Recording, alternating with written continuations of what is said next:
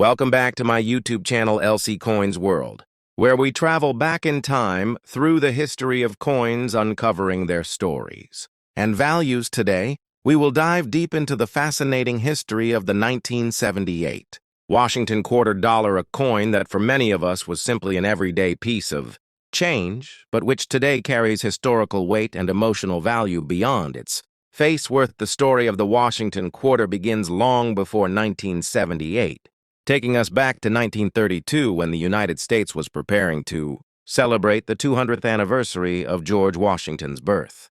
The country wanted a lasting tribute to the man who had led the fight for independence and become the first president of the United States at a time when the Great Depression was weighing heavily on the nation. The idea of replacing the standing Liberty quarter with a design featuring Washington himself was met with great enthusiasm. The final design chosen for the coin was created by sculptor John Flanagan and featured a left-facing profile of George Washington on the obverse with the word Liberty arched above and the national motto, "In God We Trust." To the left, the reverse displayed a majestic bald eagle with outstretched wings perched upon a bundle of arrows, symbolizing strength and preparedness, and framed by olive branches representing peace. By the time we reached 1978, the Washington quarter had already been in circulation for 46 years and had become one of the most familiar and trusted coins in American pockets. The silver content of the quarter had been removed more than a decade earlier, starting in 1965, when rising silver prices forced the United States Mint to switch from the 90% silver alloy to a copper-nickel clad composition. This change meant that the quarters from 1978 were struck with an inner core of pure copper sandwiched between two layers of a copper-nickel alloy, giving them a total weight of 567 grams and a diameter of 24.3 millimeters. The year 1978 itself was a unique moment in American history. The nation was still feeling the aftereffects of the Vietnam War. The energy crisis of the 1970s was shaping the economy. Inflation was a real concern for families across the country, and cultural shifts were taking place, from the disco craze dominating the music charts to the rise of new political debates. Through all of this, the Washington quarter continued to pass from hand to hand in grocery stores, gas stations, vending machines, and countless small daily transactions.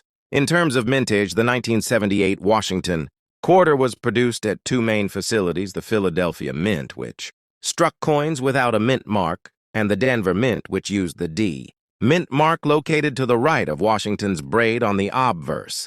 Philadelphia produced hundreds of millions of these quarters, while Denver also contributed a substantial mintage, ensuring that the coin was widely available across the country. The high mintage numbers mean that most 1978 quarters in circulates today hold only face value, but for collectors, the true interest lies in finding high-grade uncirculated examples as well as rare errors and varieties. Some of the most sought-after errors for this date include off-center strikes, where part of the design is missing due to a misaligned strike, double dies, where elements like lettering or the date appear doubled, and striking errors such as broad strikes or coins struck on the wrong planchet. These error coins can fetch significant prices at auction, depending on the severity and visibility of the flaw. Coins graded at the highest mint state levels, such as MS66 or MS67 by professional grading services, can also command strong premiums, particularly if they exhibit full luster, sharp detail, and no signs of wear.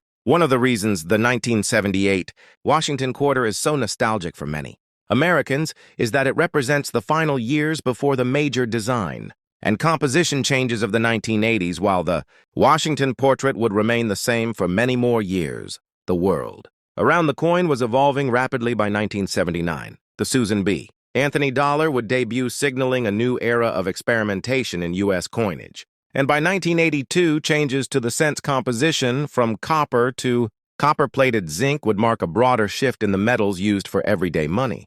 For those who lived through the late 70s, the quarter was a constant companion, whether you were feeding it into a payphone to make a call, buying a soda for 25 cents, or playing your favorite song on a jukebox. It had a tangible presence in everyday life that younger generations today may not fully appreciate. Holding a 1978 quarter Now is like holding a small piece of that era, a link to a time when money was physical and tactile, not just numbers on a screen. From a collector's perspective, the 1978 quarter might seem common, but its story is layered with meaning.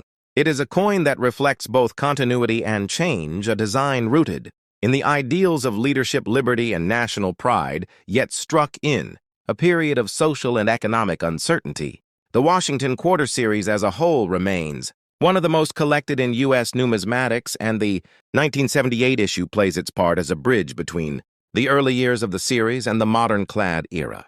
When we look at a 1978 Washington Quarter, we are not just seeing metal, we are seeing artistry, history, and the lives of countless Americans who touched and used that coin, from factory workers receiving their wages to children buying candy. It is a witness to millions of personal stories and small moments over decades. Later, collectors still search for pristine examples of this coin, hoping to preserve a flawless version of something that was once so ordinary that no one thought twice about spending it. And in that pursuit, the 1978 Washington Quarter continues to live on, not just as currency, but as a piece of American memory, where we take a journey through time, one coin at a time. Today, we explore the fascinating story of the 1981 French 2 francs coin, a small yet powerful piece of French history that carries with it the weight of a nation's cultural pride, economic shifts, and political evolution. This is not just a coin. This is a chapter in the long and rich history of France, and when you hold it in your hand, you hold more than metal. You hold a story that begins centuries before it was minted. To understand the 1981 2 francs coin, we first need to step back into the origins of the franc itself. The franc has a long and storied past, dating back to the late 14th century when King John II of France was captured during the 100 Years' War and a ransom was demanded.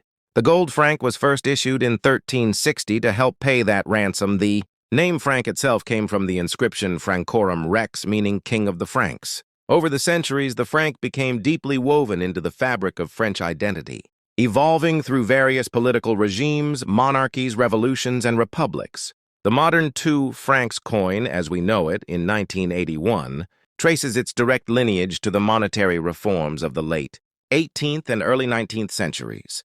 During the French Revolution, the old royalist currency system was replaced by a decimal system inspired by Enlightenment ideals. The franc became the official currency in 1795, under the French First Republic. This new system made trade easier and symbolized equality and rational governance, something the revolutionaries were eager to promote. The 2 francs denomination became a key part of everyday transactions in France. Through the 19th century, France underwent enormous changes. The Napoleonic Wars spread the franc system across Europe, and French coins often bore the images of emperors or republic symbols, depending on who was in power. The 2 francs coin existed in both silver and later in base metals, reflecting the shifting economic realities. By the late 19th century, under the Third Republic, France standardized its coinage, and the 2 francs coin became an everyday workhorse, used in markets, cafes, and shops from Paris to the smallest rural towns. Fast forward to the 20th century. The franc survived 2 world wars, periods of occupation and liberation, and the dramatic rebuilding of France after 1945. Post-war France experienced rapid modernization and economic growth known as the Trente Glorieuses, the 30 glorious years from 1945 to 1975. This was a time when the French people enjoyed rising living standards, the expansion of consumer goods, and a sense of national pride. In this era, the design of French coins reflected both modernism and tradition. The 2 francs coin carried the image of Marianne, the national symbol of the French Republic, representing liberty, reason, and the values of the nation. Her profile was elegant yet strong, symbolizing the enduring spirit of France. By the time we arrive at 1981, France was experiencing another moment of political and social transition. In May of that year, François Mitterrand was elected president, becoming the first socialist to hold the office in the Fifth Republic. His election brought changes in policy culture and even in the way France thought about itself economically. The late 1970s and early 1980s were challenging for much of the Western world, including France's oil crises had triggered inflation. Unemployment was rising, and industries were adjusting to global competition. Yet through these changes, the franc remained a constant. in daily life, and the 2 francs coin in particular was still a familiar companion, in pockets, purses, and cash registers. The 1981 2 francs coin was minted in nickel, a practical and durable metal designed to last decades in circulation. Its obverse featured the iconic head of Marianne wearing the Phrygian cap, a hat that had become a revolutionary emblem during the late 18th century. The design was crisp, the facial features confident, and idealized. The reverse side of the coin displayed the denomination 2 francs framed by olive branches and oak leaves, symbols of peace and strength. This combination was deliberate, conveying the dual aspirations of the French Republic to be both a peaceful and resilient nation. What makes the 1981 issue especially interesting to collectors is its place in the broader timeline of French coinage. During the 1980s, discussions were beginning about European integration and the eventual creation of a common currency that would decades later become the euro. Although the euro was still years away, the seeds were already being planted in political and economic discussions. The 2 francs coin of 1981 would therefore become part of the final chapters of the standalone French franc era before it eventually gave way to a shared European identity. In everyday life in 1981, this coin bought you a fresh baguette from a local bakery, a newspaper from a kiosk, or a coffee at the corner cafe. For many French citizens, the 2 francs coin was associated with simple daily pleasures. It was exchanged in open-air markets where farmers sold fresh produce, in metro stations where commuters bought tickets, and in small shops where artisans and merchants carried on centuries-old trades. To hold this coin was to hold a piece of the rhythm of French life. Collectors today look at the 1981 2 francs not only for its monetary history, but for its cultural resonance. Coins from this period often survive in excellent condition due to the durability of nickel, but finding one in uncirculated mint state is still a delight for numismatists. The design by the French engraver Henri Lagriffoul has become one of the most recognized. In modern French coinage, Lagriffoul's portrayal of Marianne is timeless, both a nod to classical art and a representation of modern Republican ideals.